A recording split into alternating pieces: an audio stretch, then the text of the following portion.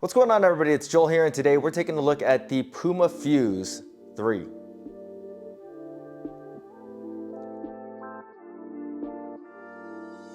The Fuse line is Puma's first real attempt at a strength training sneaker. We had the first ones in 2021, the second ones came out pretty late in 2022, and then it is now 2024, and the third one's dropped in January of this year. So I'm a little bit late with this review, but you know, better late than never. So in this third version, we have a completely new last. The model is different. There's a lot of similarities to the previous versions, but all in all, it's pretty much a brand new shoe built from the ground up for the third model.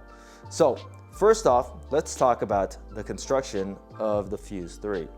The upper has quite a bit going on. There's a lot of textures and materials on the upper. So let's start with the first one being the mesh that they're using, which is pretty flexible and it's lightweight feeling, and it resembles the earlier versions of Reebok's Flex Weave. Not quite as, I want to say, as rigid as those models were. It's a little bit more on the softer side.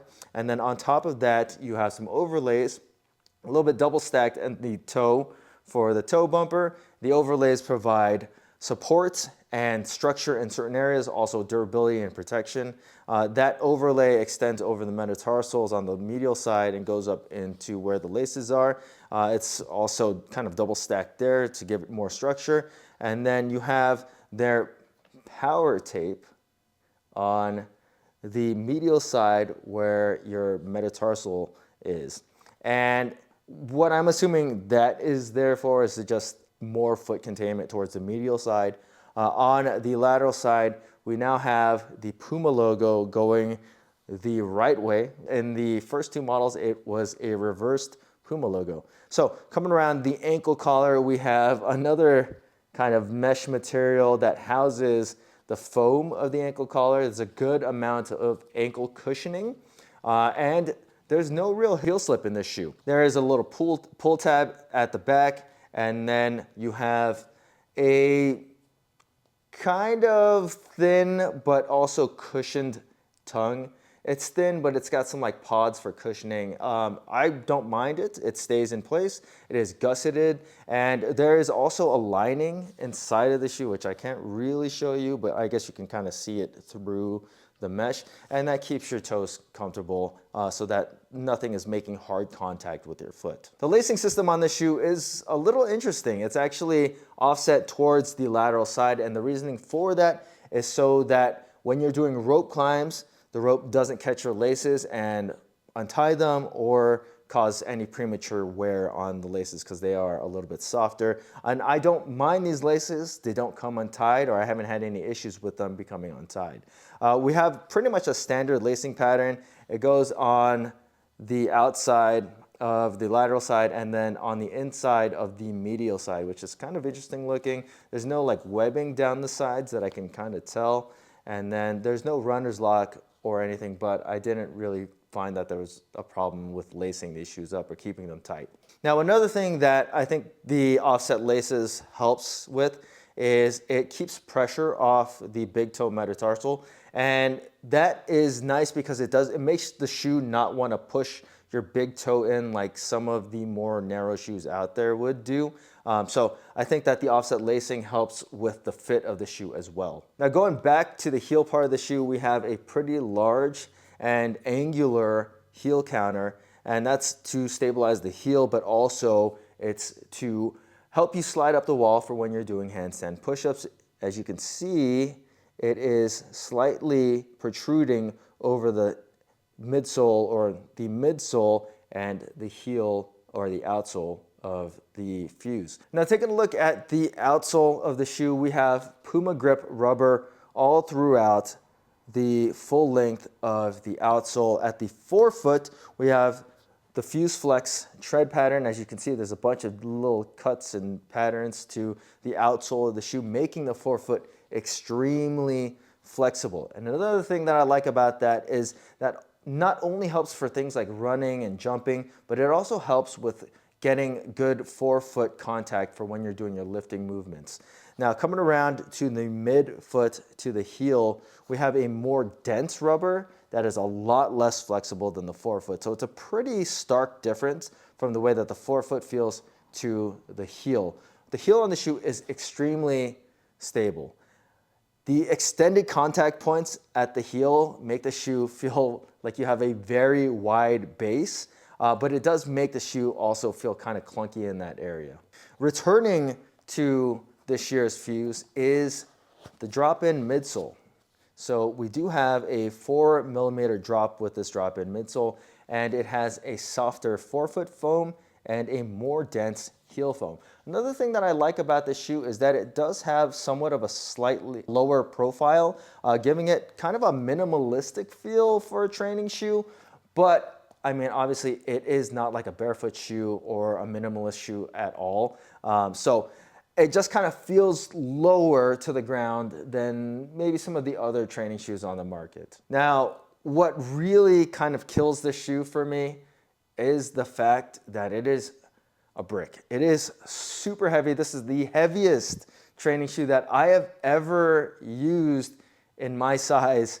I clocked in the Puma Fuse at 15.6 ounces for a men's size 10.5. That is very, very heavy. And like I said, there's no other training shoe that I've used that I can recall that has been as heavy as the Puma Fuse 3. All right, now when sizing your Fuse 3s, so they did widen out this shoe compared to the previous models, but it is not by any means a wide training shoe.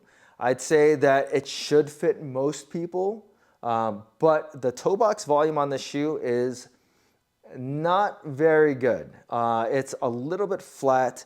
There's pretty decent width at like the metatarsal, but then it does kind of come to a point. It is not a anatomically shaped toe box if that's what you're looking for. But I think most people are going to be able to fit this just fine, except extremely wide-footed people. I would recommend that you size this like your Nike shoe sizes. And if you are coming from like Strike Movement, size it the same as the Haze, size it the same as Red. But compared to like the Metcon 9, the Strike Haze, even the Rad ones, I feel like the Puma Fuse are the smallest and most narrow of the bunch. When it comes to length, my feet fit this spot on in the size 10.5. The width is okay for me. Like it doesn't bother me. They're not toe crushingly narrow, but I would not ever say that these are wide shoes at all. On the flip side, what I do like about these is that the fit around the ankle is very good, and I don't remember ever running into issues with any kind of heel slip. And I did do some sled pushes with these shoes and they did not come off my feet. So that's a nice thing with the Fuse and the way that they fit. All right, so if you're wearing the Puma 3s, I would avoid running like the plague. These shoes are extremely heavy and the heel is very clunky.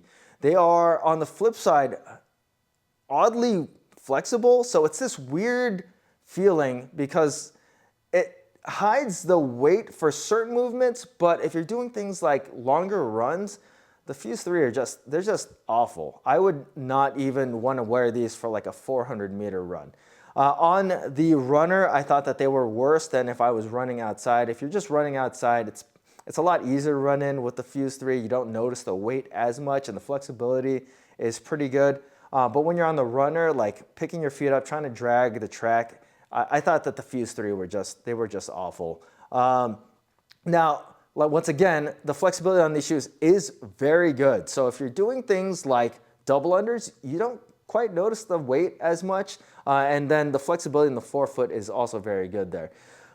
Burpees are so-so. The flexibility on the forefoot allows you to get up pretty easily, but when you have to jump over something like doing bar-facing burpees, the weight is definitely felt. It's not as bad as if you were doing like box jumps. I noticed that box jumps late in a workout felt really bad with these shoes because of how heavy they were. And when you're fresh in a workout, any shoe's gonna feel fine, but when you're late in a workout and you have to like push yourself through, that extra weight is definitely noticeable with the Fuse 3s. So it's kind of a weird shoe because it's so flexible, but it's also so heavy. I just don't think that these are the greatest shoe for doing agility, any kind of body weight movements, and especially not running. Don't pick these up thinking that they're gonna be good to run in. But when it came to lifting, I actually really like the Fuse 3s. The forefoot, like I said before, has good flexibility, and that flexibility helps with being able to create contact with the ground or pressure with the ground for when you're doing your Olympic weightlifting movements. That's something that I feel is lacking in a lot of shoes nowadays. That a lot of shoes that have like pretty high toe spring angles, it's hard to get pretty good toe contact, and that was never an issue with the Fuse 3. Another thing that I really liked about these shoes is the really wide, flat contact area at the heel part of the shoe. Landings are also very stable in your Fuse 3s. When it came to power delivery, I thought the drop-in midsole felt more on the dense side. It does not feel soft at all. Even in the forefoot, it's a little bit softer than the heel, but it's still more on the responsive side. Plus, they feel pretty low to the ground. My squatting movements always felt really stable. Deadlifts felt planted. I never felt like my heel was too elevated in these shoes. And overall, I just thought that the lifting experience far outshined doing any kind of runs or bodyweight movements in the Fuse 3. All right, so the Fuse 3 retail for $120, which is on the lower side of training shoes nowadays. But I gotta be honest with you, it's not by that much, and for what you're sacrificing with the Fuse 3, namely in running and doing bodyweight movements, I would just spend the extra bit of money and go with something like the Nano 14, which is easily my favorite training shoe this year, and or the Strike Haze or the Rad 1s, which are only like $30 more than the Fuse 3s. Even the Metcon 9s, which retail for $150, but you can easily get for much less than $150. I'd say that that is still a better shoe than the Fuse 3 because of just how not so good these are for your body weight movements and your running. They're just so heavy, and that weight is noticeable. It is something that, yeah, these shoes are flexible, so you can get away with doing stuff in them, but that'll definitely catch up to you. And the way that these shoes feel for lifting is good, but it's not better than, you know, any of the other choices that I've already named. So when it comes down to it, what are you really saving for like $30? That being said, I do like the Fuse 3. It's an odd shoe. I would definitely not wear it if I had a lot of body weight movements, burpees, box jumps, running.